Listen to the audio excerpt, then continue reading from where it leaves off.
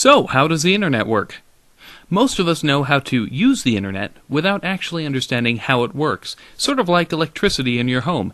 You use it every day, but may not understand the mechanics behind it. And if the electric grid is difficult to understand, then the internet must be impossible, right? Wrong. In the next few minutes, I'll put you in the top 10% of people who understand how the internet actually works. For SecurityCatalyst.com, I'm Aaron Titus. Whenever most people think of the internet, this is what comes to mind. The internet is not a bubble cloud, even in the new age of cloud computing. The whole fuzzy cloud picture was created by people more concerned about job security than education. This is the internet. The internet is a wire, actually buried in the ground. It might be fiber optics, copper, or occasionally beamed to satellites or through cell phone networks, but the internet is simply a wire. The internet is useful because two computers connected directly to this wire can communicate. A server is a special computer connected directly to the internet, and web pages are files on that server's hard drive.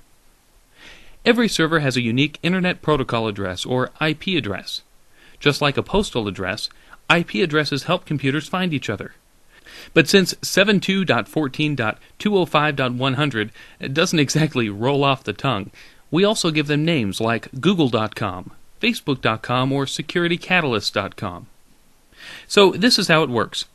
Your computer at home is not a server, because it's not connected directly to the internet. Computers you and I use every day are called clients, because they're connected indirectly to the internet through an internet service provider.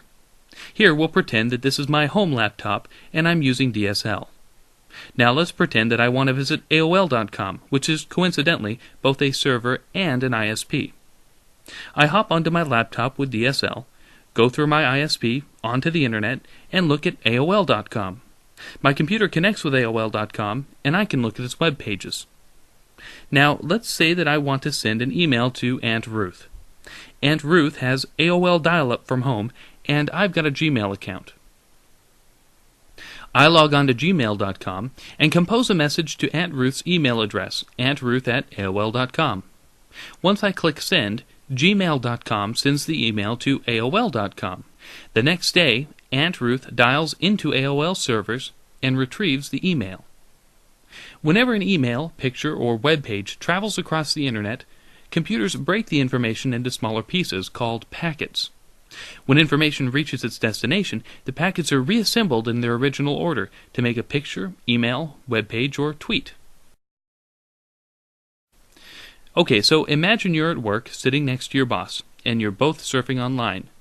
Your boss is doing market research, and you're updating your Facebook profile. You're both sending packets back and forth over the internet. But what's to keep your packets from accidentally ending up on your boss's screen? That could be embarrassing. The solution to that problem is IP addresses and routers. Everything connected directly or indirectly to the internet has an IP address. Everything. That includes your computer, servers, cell phones, and all of the equipment in between. Anywhere two or more parts of the internet intersect, there's a piece of equipment called a router. Routers direct your packets around the internet, helping each packet get one step closer to its destination.